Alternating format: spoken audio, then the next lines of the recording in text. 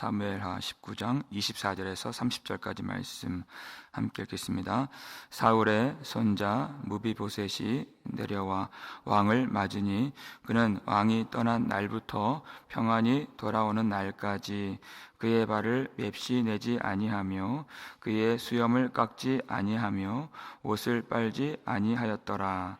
예루살렘에서 와서 왕을 맞을 때에 왕이 그에게 물어 이르되 무비보셋이여 내가 어찌하여 나와 함께 가지 아니하였더냐 하니 대답하되 내 주 왕이여 왕의 종인 나는 다리를 절므로 내 나귀의 안장을 지워 그 위에 타고 왕과 함께 가려 하였더니 내 종이 나를 속이고 종인 나를 내 주 왕께 모함하였나이다.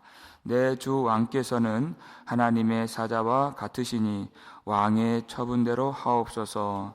내 아버지의 온 집이 내 주 왕 앞에서는 다만 죽을 사람이 되지 아니하였나이까. 그러나 종을 왕의 상에서 음식 먹는 자 가운데 두셨사오니 내게 아직 무슨 공의가 있어서 다시 왕께 부르짖을 수 있사오리까 하니라. 왕이 그에게 이르되 내가 어찌하여 또 내 일을 말하느냐. 내가 이르노니 너는 시바와 밭을 나누라 하니 무비보셋이 왕께 아뢰되 내 주 왕께서 평안히 왕궁에 돌아오시게 되었으니 그로 그 전부를 차지하게 하옵소서 하니라. 아멘. 다윗이 전쟁에서 승리하고 돌아오는 길에 다윗을 배반했던 사람들이 다윗 앞에 돌아오게 되었고 저주했던 사람들까지도 다윗 왕 앞에 무릎을 꿇고 또 절하게 되었습니다. 참 왕이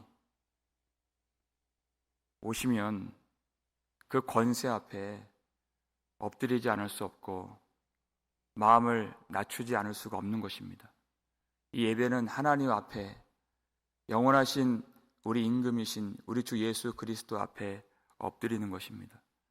그럼 당연히 그 왕을 본 자는 마음을 낮출 수밖에 없고 자기의 죄를 자복하지 않을 수가 없는 것입니다. 그것이 왕의 임재입니다. 왕의 귀환입니다. 그 권세를 인정하고 또 그 왕의 자비와 은혜만이 우리의 유일한 살 길이 되는 것입니다. 그 은혜를 구할 수 있는 이 아침이 되시기를 주의 이름으로 축원합니다. 다윗이 예루살렘 근처까지 다 왔을 때 사울의 손자 요나단의 아들 무비보셋이 그 앞에 나왔습니다. 그 모습이 어떠한가? 24절 말씀을 볼까요? 읽겠습니다. 사울의 손자 무비보셋이 내려와 왕을 맞으니 그는 왕이 떠난 날부터 평안히 돌아오는 날까지 그의 발을 맵시 내지 아니하며 그의 수염을 깎지 아니하며 옷을 빨지 아니하였더라. 이렇게 되어 있어요. 그가 옷을 너저분하게 꾀죄죄하게 입고 또 수염도 깎지 않고 또 발을 씻지도 않고 이와 같은 모습은 이스라엘 백성들이 어떤 극한의 슬픔을 당할 때 갖는 모습입니다.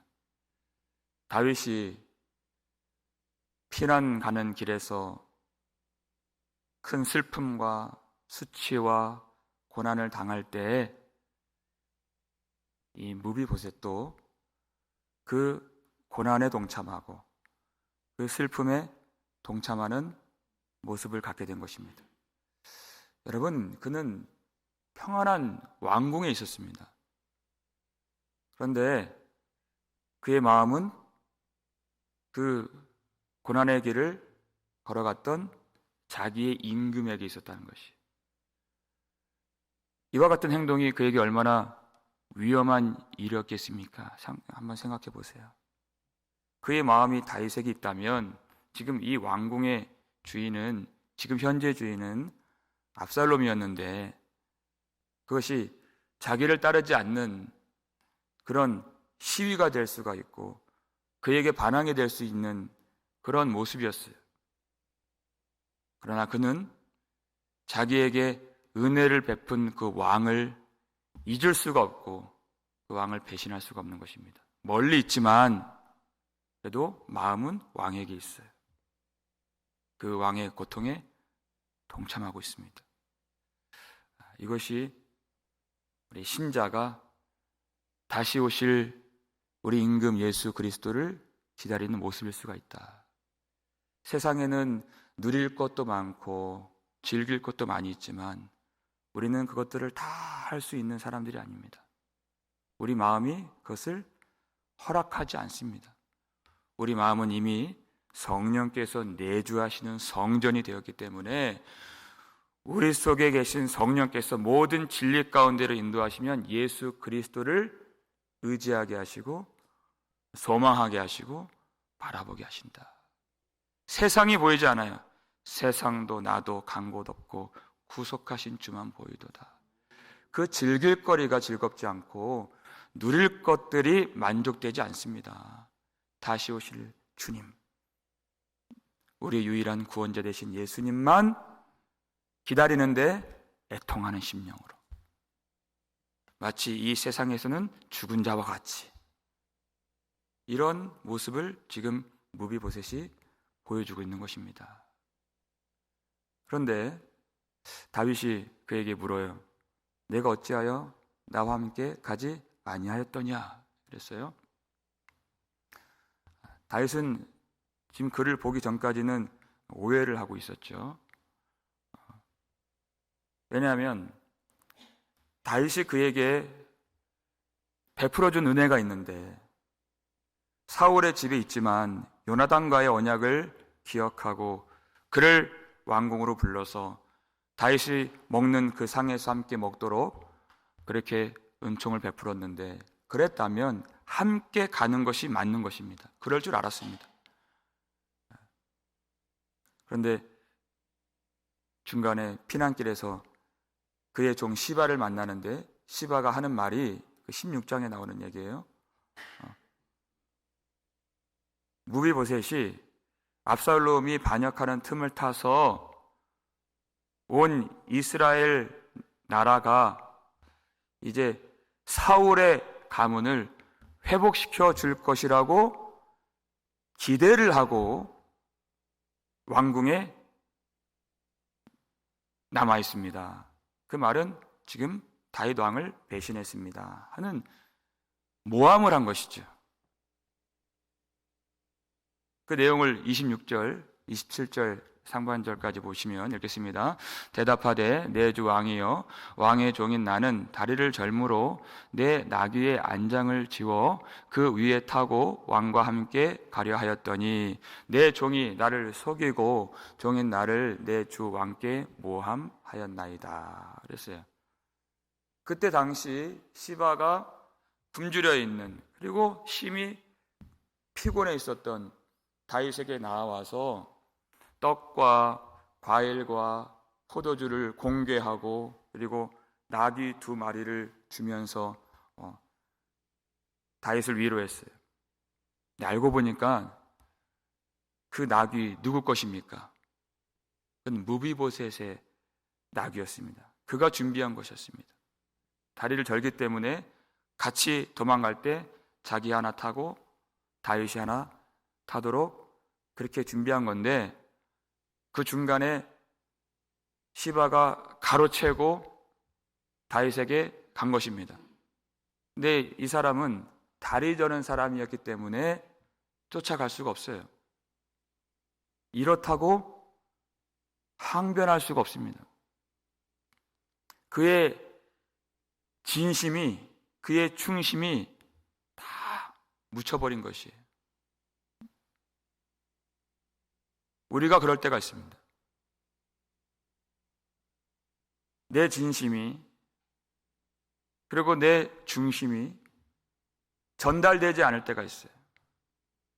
어떤 사람의 악의적인 말이나 혹은 생각 없는 그런 태도 때문에 괴로움을 당할 때가 있고, 또 의도적인 모함이나 비방 때문에 내가 오해를 사게 되고 관계가 끊어지게 되고 어려움에 처할 때가 있습니다. 여러분, 그럴 때 어떻게 해야 되겠습니까? 27절 하반절을 보시면 읽겠습니다. 내 주 왕께서는 하나님의 사자와 같으시니 왕의 처분대로 하옵소서 하는 것이에요. 왕의 모든 판단에 맡기겠습니다 하는 것입니다. 내가 뭐라고 더 이상 변명하지 않겠습니다. 여러분, 우리가 하나님 앞에 나아갈 때 내가 스스로 나의 의의를 증명하거나 내세울 때 하나님이 아니라 하시면 아닌 거예요.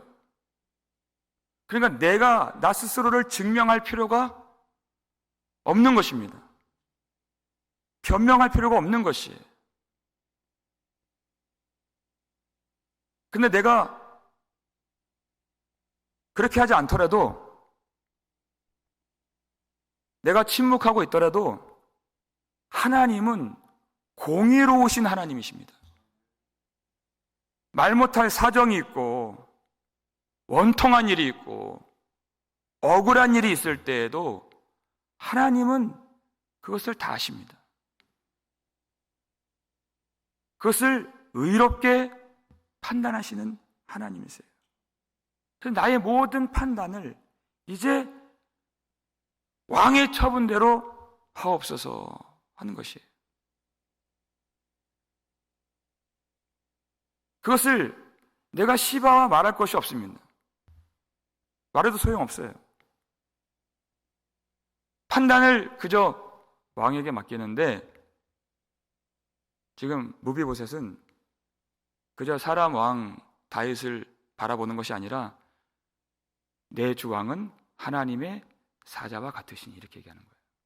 하나님께 맡기겠습니다 하는 것이에요. 내가 나 스스로를 증명할 수도 없습니다.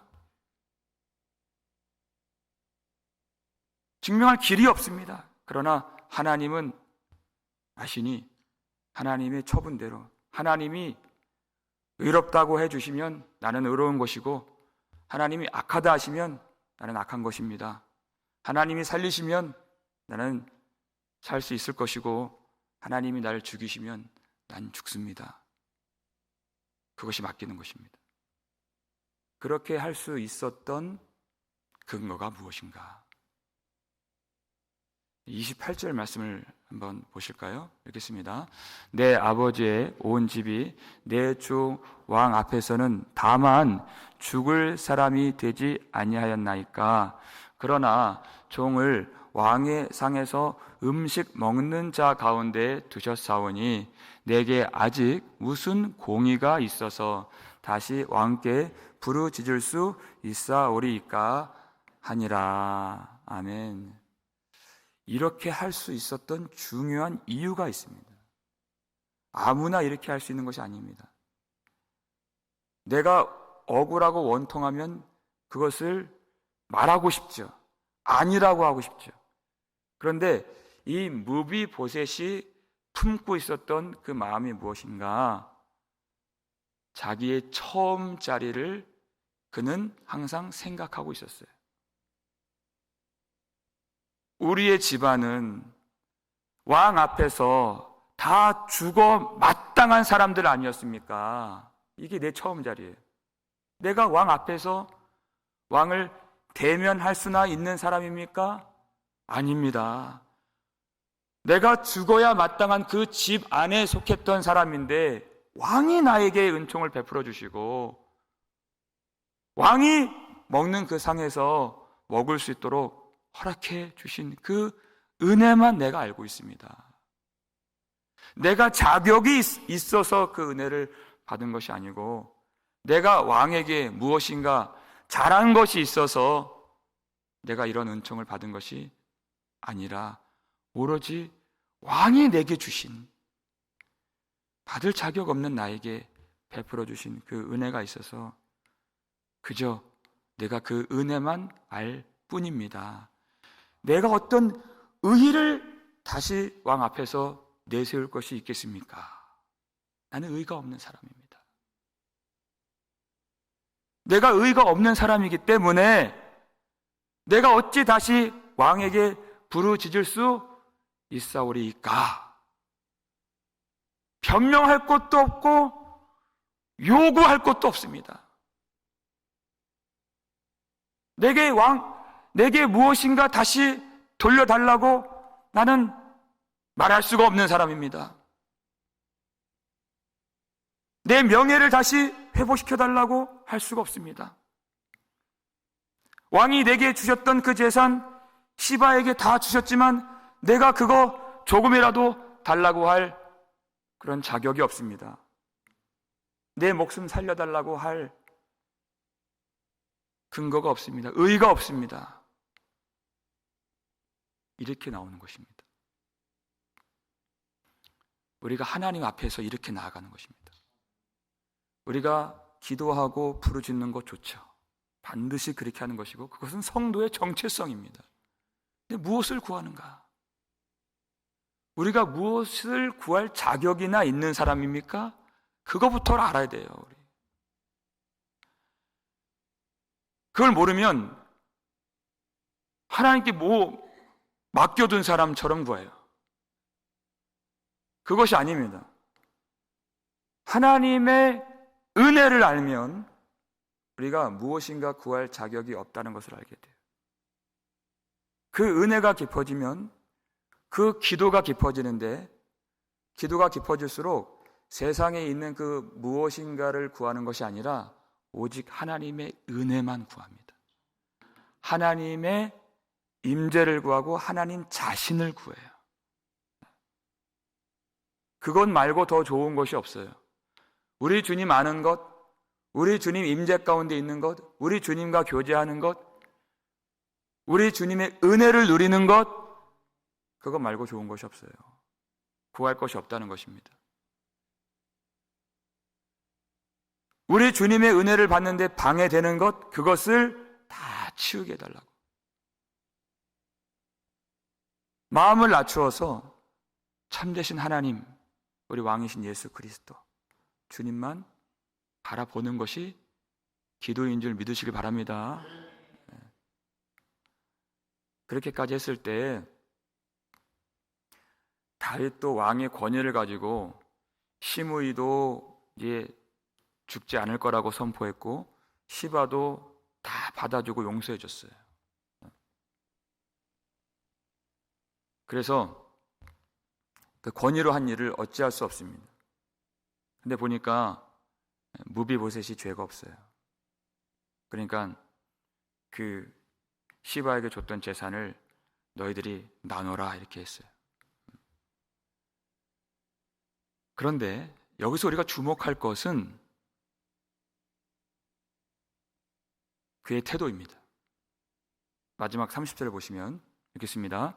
무비보셋이 왕께 아뢰되 내 주 왕께서 평안히 왕궁에 돌아오시게 되었으니 그로 그 전부를 차지하게 하옵소서 하니라. 아멘.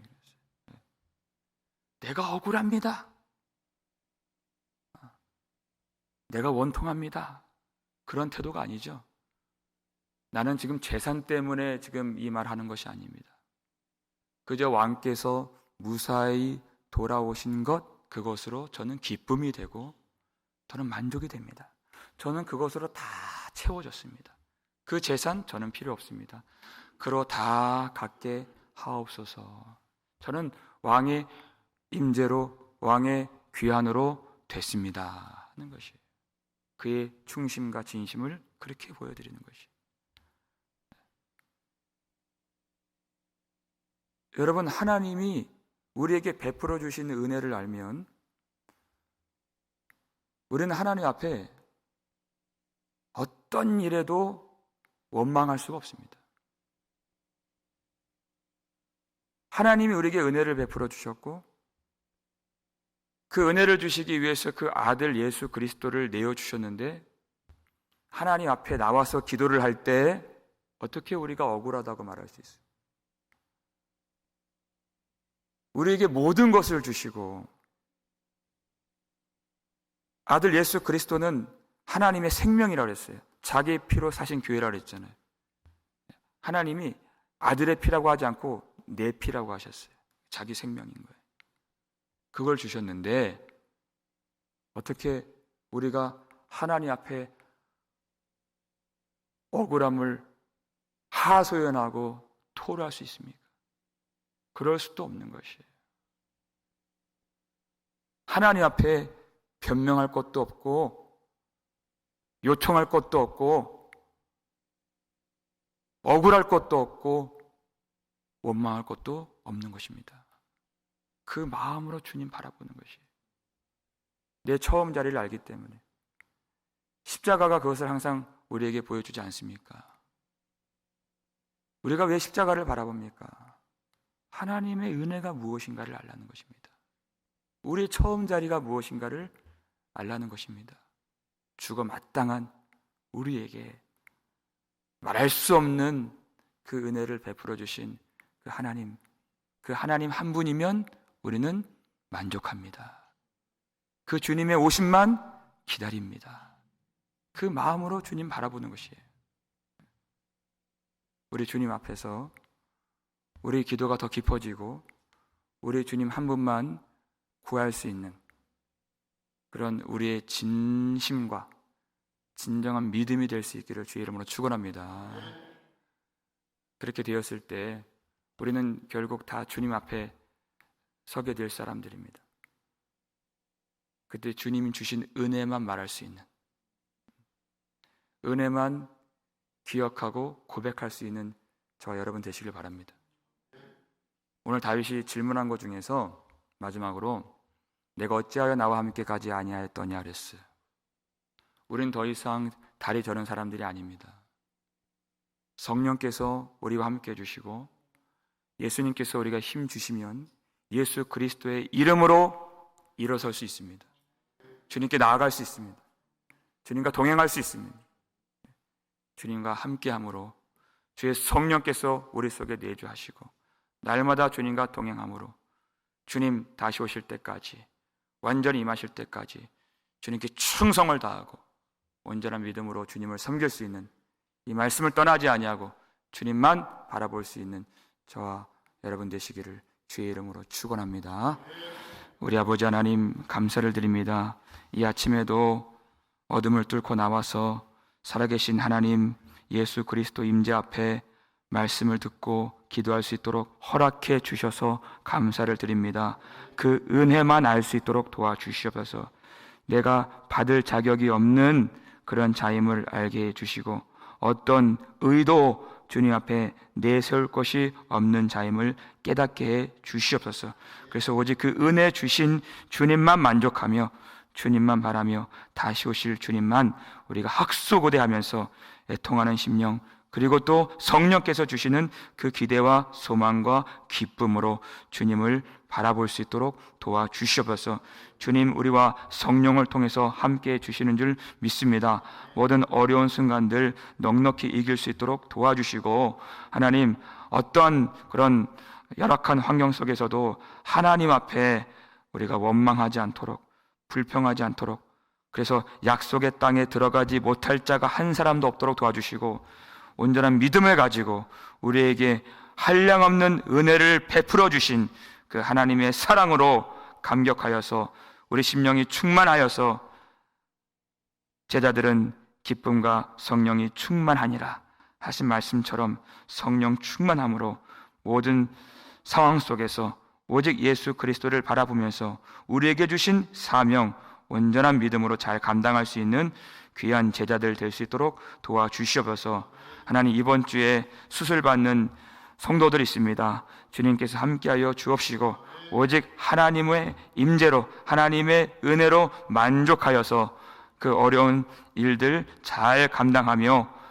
하나님께서 주시는 하늘의 평강으로 그 심령이 충만하여질 수 있도록 도와주시고, 하나님이 그 가정 위로해 주시고 또 용기를 주셔서 주님과 동행하는 복된 한 주간이 될 수 있도록 도와주시옵소서. 또 치유 중에 있는 성도들이 있습니다. 하나님, 주님께서 안수하여 주시고 건강을 회복시켜 주셔서 이 성전에서 다시 만나 하나님께 영광 돌릴 수 있도록, 하나님께서 행하신 일들을 간증하며 기쁨을 함께 나눌 수 있도록 도와주시고, 오늘 하나님, 우리 마음이 모든 하나님이 주신 그 뜻을 깨달아서 기쁨과 성령이 충만하여 담대함으로 세상에 나아갈 수 있도록 성도들 기도할 때 하나님의 은혜를 충만하게 부어주시고 두려워하지 않도록 도와주시며, 아버지께서 귀한 자녀들 붙드시는 그 은혜, 예수님께서 함께 하시는 그 능력을 오늘 기도하는 자리에서 다 경험할 수 있도록 우리의 기도를 성령께서 붙들어 주시옵소서. 감사를 드렸고 우리를 구속해 주신 예수 그리스도의 이름으로 축복하며 기도 올리옵나이다. 아멘.